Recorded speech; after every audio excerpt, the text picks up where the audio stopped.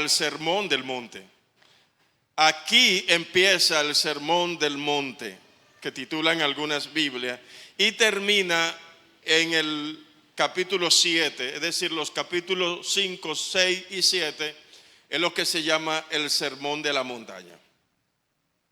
Y aquí el Señor dice en su primera parte, ¿quiénes son felices? ¿O cuáles son las características de las personas felices?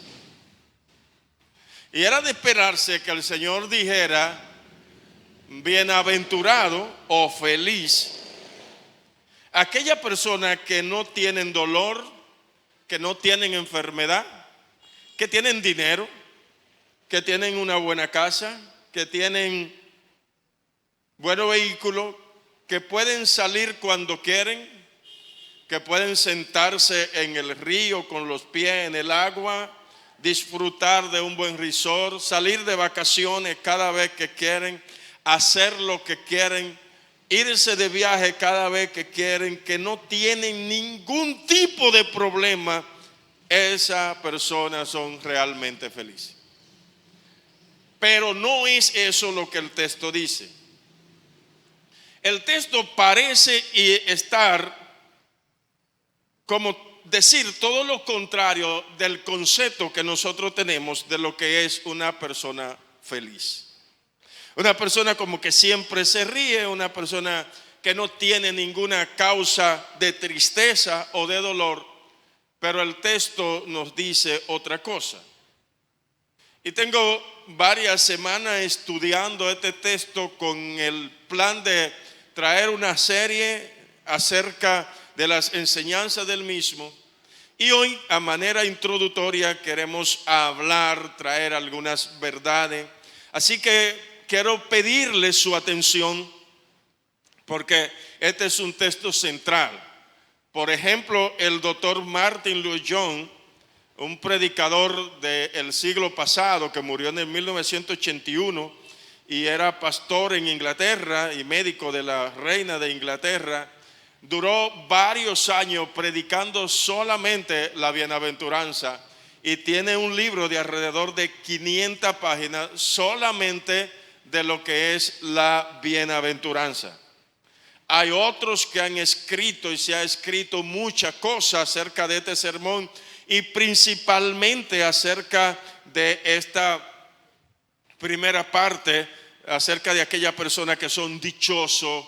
El texto dice, bienaventurados los pobres en espíritu, bienaventurados los que lloran, bienaventurados los que tienen hambre y sed de justicia, bienaventurados los de limpio corazón, los misericordiosos, los pacificadores, los que padecen persecución por causa de la justicia. O sea, hay aquí una serie de características o de personas que son felices, o de características de una persona feliz. Y dice el texto bienaventurado. Eso es lo que significa la palabra bienaventurado. Es la palabra macario y habla de una persona feliz. Habla de alguien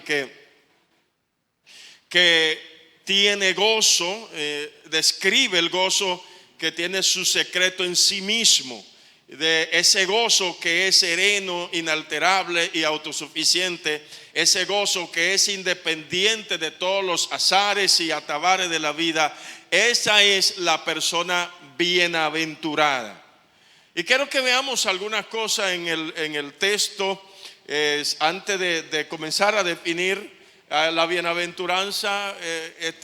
Mucha gente la toma como una especie de proverbio que puede ser aplicada a todo el mundo y que puede aplicarse a cualquiera, pero la bienaventuranza no son piadosas enseñanzas de algo que puede suceder, son felicitaciones de algo que ya tenemos o que ya es en nosotros. Cuando dice bienaventurados los pobres en espíritu, dice porque de ellos es el reino de los cielos, no porque de ellos será el reino de los cielos, sino que los pobres en espíritu ya tienen o ya son ciudadanos o ya forman parte del reino de los cielos.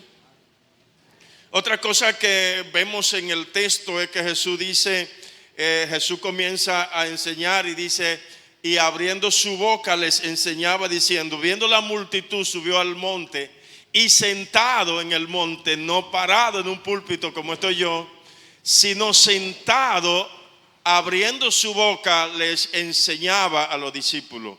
Cuando un rabino se sentaba a enseñar, era su forma habitual de enseñar.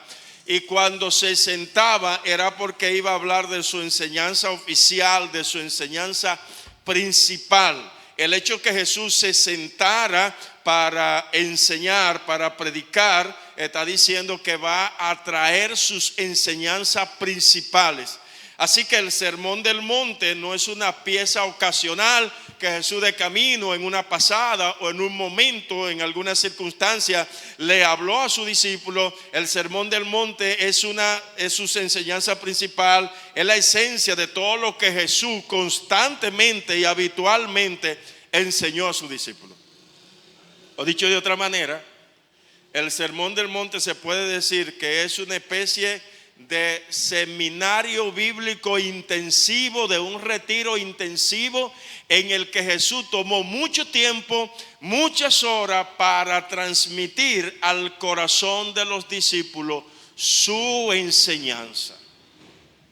O sea, no fue según el análisis de la mayoría de los exegetas o eruditos, no es que Jesús tomó media hora para predicar, 45 minutos como nosotros predicamos y exponemos un sermón. No, es un tiempo en el que Él se apartó con los discípulos para instruirle y enseñarle toda su enseñanza, vamos a decir el corazón de la enseñanza, y era algo que Él hacía constantemente durante 3 años y medio que tuvo con los discípulos aquí en la tierra. O sea que estamos frente a un texto que reviste vital importancia. Por otro lado, yo quisiera definir o traer aquí 2 definiciones acerca de la felicidad. Y la primera que tengo es una definición secular, pudiéramos decir, la felicidad, ¿qué es? Y dice que es un estado emocional de satisfacción y bienestar, que más que una meta inalcanzable o una euforia constante. Muchas veces pensamos que ser feliz es, por ejemplo, lo que le sucede a un aguilucho cuando las águilas ganan, y que vamos a estar siempre constante así, brincando, y cuando no se está así, entonces no es feliz. No, la felicidad se construye a través de hábitos diarios, a través del sentido que uno le da a la vida y la conexión que tenemos con nosotros mismos y con el entorno. Ahora, esta definición que voy a traer aquí es lo que la Biblia dice acerca de la felicidad, o lo que la Biblia enseña. Según la Biblia, la felicidad no es una emoción pasajera. Por ejemplo, cuando estoy enamorado, estoy feliz, pero ya pasó eso y se fue la felicidad. La felicidad es un estado de gozo profundo y paz interior que se deriva de una relación correcta con Dios, de la obediencia a los mandamientos de Dios, de la confianza que tenemos en Él y del servicio que le damos a Él a través del servicio que damos a los demás. La felicidad tiene como fundamento la santidad y la seguridad de la salvación. Y quiero detenerme un poquito acá. La felicidad tiene como fundamento la santidad. Hace mucho tiempo prediqué aquí un sermón donde decía que el pecado es enemigo de la felicidad. El pecado es enemigo de la felicidad. La santidad es la base para la felicidad. La santidad no es un estado de aburrimiento espiritual.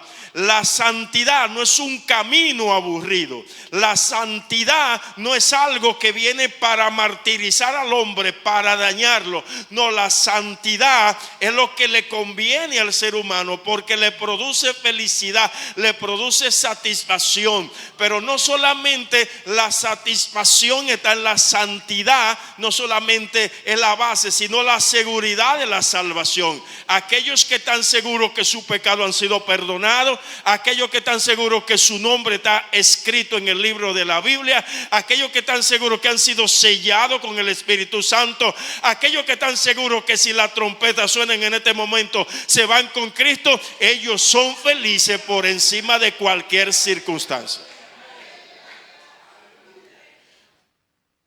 Y abundando en algo más, la felicidad no la produce el pecado. La felicidad no está en el placer que tomamos al comer una comida que nos gusta, o estar en algún lugar que nos gusta, o estar practicando algo que nos gusta hacer. La felicidad está cuando nosotros podemos someternos a Dios, guardar su palabra, vivir para Él. Cuando tenemos una relación correcta con Dios, porque el dueño de la felicidad, la fuente de la felicidad no es el pecado, no es Satanás, no es los demonios. La fuente de la felicidad es el Dios Santo, el Dios glorioso y misericordioso, y Él quiere que nosotros tengamos una relación correcta con Él.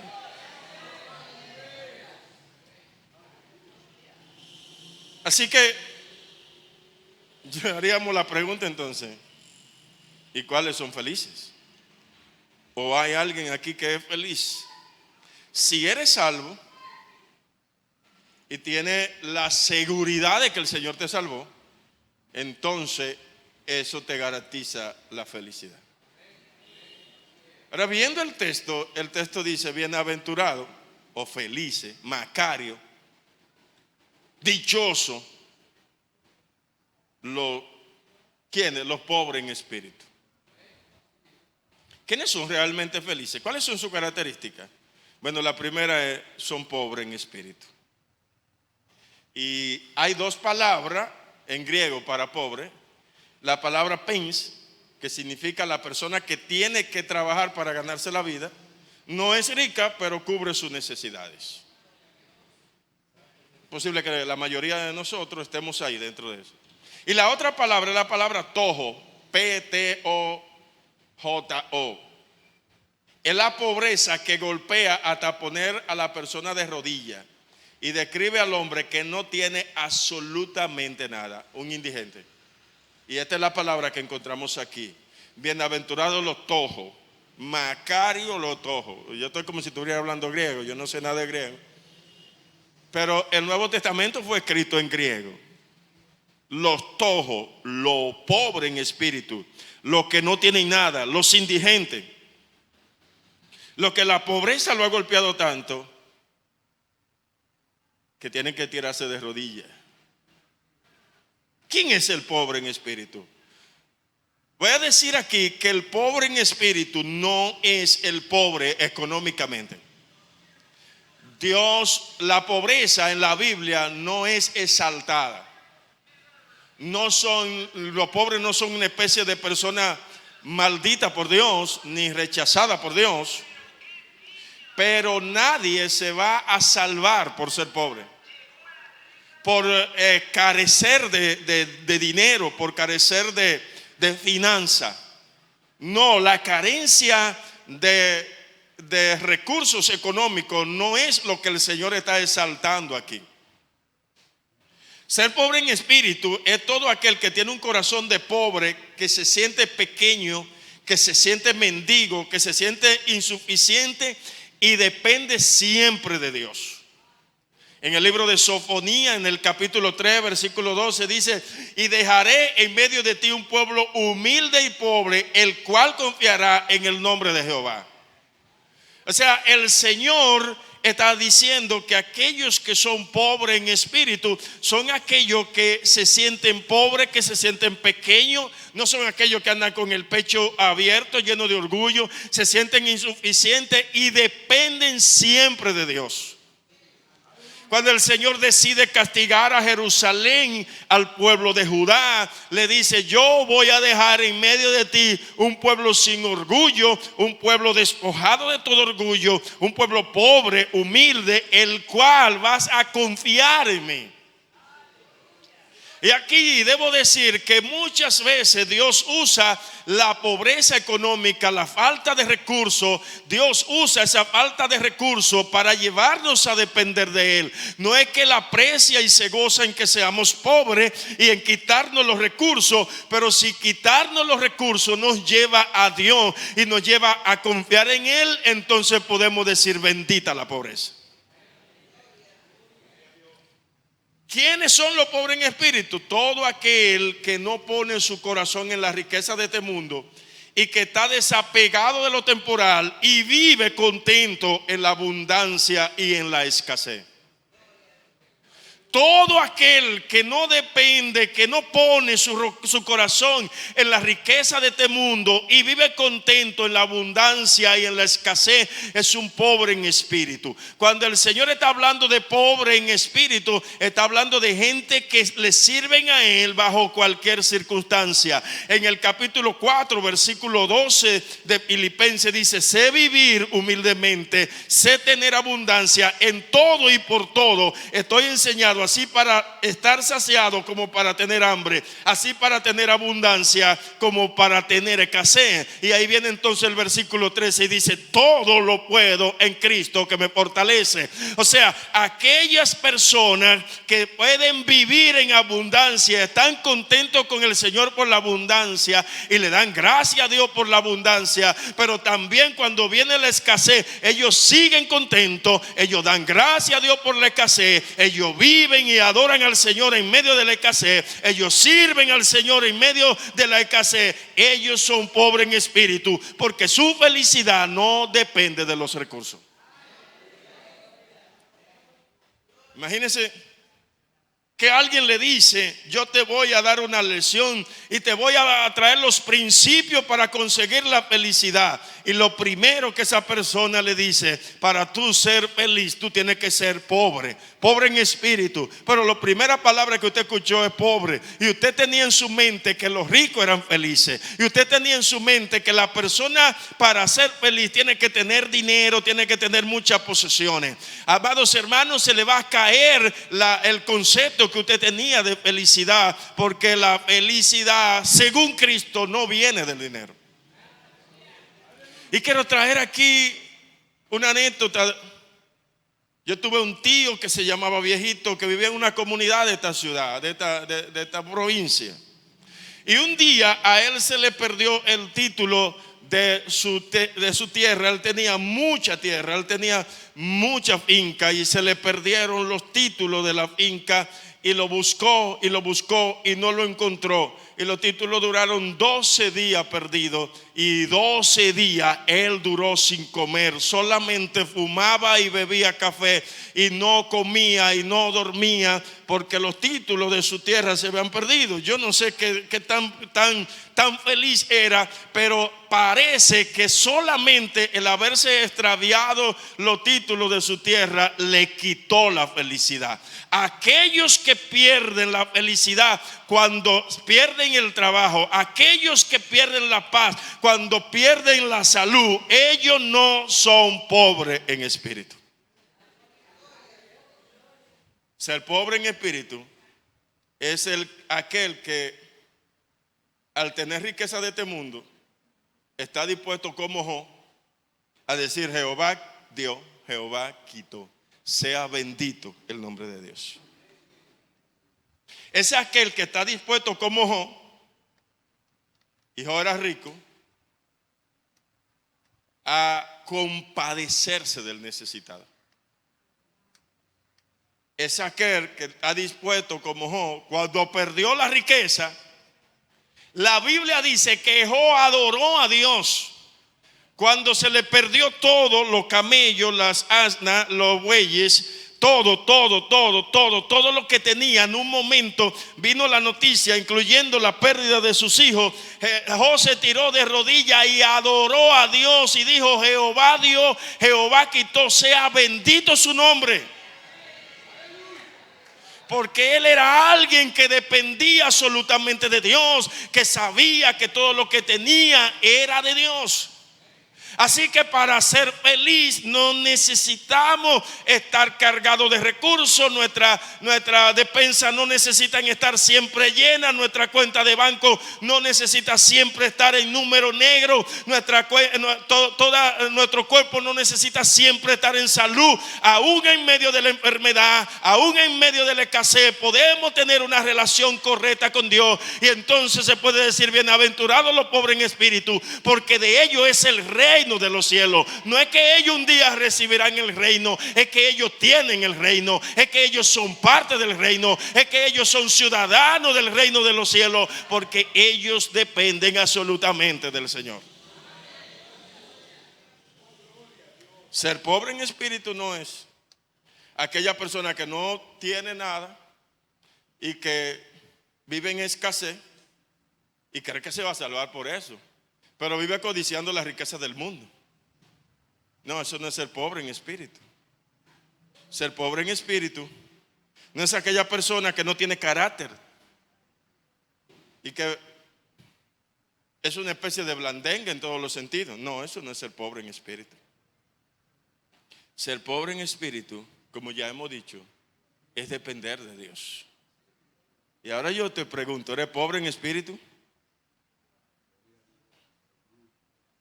¿O eres orgulloso? ¿O eres altanero? El texto dice: felices. ¿Y quiénes son felices, Señor? Los pobres en espíritu. ¿Y por qué? Porque de ellos es el reino de los cielos. El reino de los cielos no es una especie de bendición que está guardada para un grupo de gente selecto en el mundo, que hacen hazaña y que hacen grandes cosas. El reino de los cielos es esa bendición que Dios ha dado a los suyos, que pueden tener paz en medio de la tormenta, pero que le ha dado a aquellos que confían en Él, que confían y dependen de Él para todas las cosas. Y luego viene el texto con el cual yo quiero finalizar: bienaventurados los que lloran, porque ellos recibirán consolación. ¿Cuántos que están aquí han llorado? ¿Usted sabe lo que es llorar? Hay muchas formas de llorar. El niño llora por cualquier cosa. Hay gente que llora por nada, y hay otros que no lloran fácilmente. Pero yo supongo que yo estoy hablando con gente que en algún momento han tenido razones para llorar. La palabra llorar que aparece aquí es la que se usa para hacer duelo por la muerte de un ser querido. Por ejemplo, en Génesis, Jacob dice, cuando le dieron la noticia a Jacob que su hijo José había muerto, dice: entonces Jacob rasgó su vestido y puso cilicio sobre sus lomos y guardó luto sobre su hijo muchos días. O sea, la palabra llorar no es alguien que se le sale la lágrima de la risa, no es alguien que llora porque su equipo perdió. No, está hablando aquí de alguien que llora porque recibió la noticia de que uno de sus seres queridos o más queridos murió. Una de las maneras de expresar duelo era que la gente se vestía de cilicio, rasgaba su vestido, se rompía la ropa que tenía encima y buscaba un saco. Cilicio no es lo que nosotros llamamos cilicio, amanecer en el suelo. No, cilicio era un saco, una ropa de saco áspera. Se la ponían sobre su cuerpo, se echaban ceniza o polvo sobre la cabeza y demostraban que estaban dolidos, que le dolía el alma, que no podían contener la lágrima. No sé si alguna vez usted ha tenido un dolor tan fuerte que ha querido contener la lágrima, pero no puede. Que ve la gente y no quiere que lo vean a usted llorar, pero usted sigue llorando, porque las lágrimas están allí, el dolor está allí. Usted quisiera no llorar por vergüenza, porque sé yo, para que no digan que usted es muy blandito, que llora por cualquier cosa, pero el dolor es tan fuerte. Lo ha dejado su novia, lo dejó el esposo, lo dejó la esposa, recibió una mala noticia, sintió algún dolor, se murió un ser querido, y no hay manera de que usted no llore, porque las glándulas se activan para que vengan las lágrimas y siente dolor. Eso es lo que el texto está diciendo: bienaventurados los que lloran, porque ellos serán consolados. No bienaventurados los que se quejan de la situación por cualquier cosa, sino esa clase de pesar que se apodera de usted y que no se puede ocultar. ¿Y cómo podemos interpretar esto? Y por eso yo le pido, hermano, que me pongan atención, porque mi objetivo es que podamos entender la palabra. Si la entendemos, podemos aplicarla a nuestra vida. Si la entendemos, puede entrar ella consolación a nuestra vida. El texto dice: bienaventurados los que lloran. Entonces, hay tres maneras de que podemos interpretar esto. Lo primero, literalmente. El texto entonces estaría diciendo: bendita la persona que llora. La persona que ha soportado el dolor más amargo que pueda producir la vida. ¿Le gusta el dolor a usted? ¿A cuánto le gusta sufrir? Hermano, nadie le gusta sufrir. Nadie le gusta tener razón para llorar. Nadie anda buscando una oportunidad para llorar y está diciendo: yo quisiera llorar, yo quisiera tener una razón para hacerlo. Pero ¿sabe qué? Aunque nosotros hemos sido enseñados a reprender la enfermedad y a declararnos sanos, muchas veces el Señor permite la aflicción, y la Biblia dice que Él da la llaga y da la medicina. La Biblia dice que Él permite la enfermedad, es más, que Él manda muchas veces la enfermedad.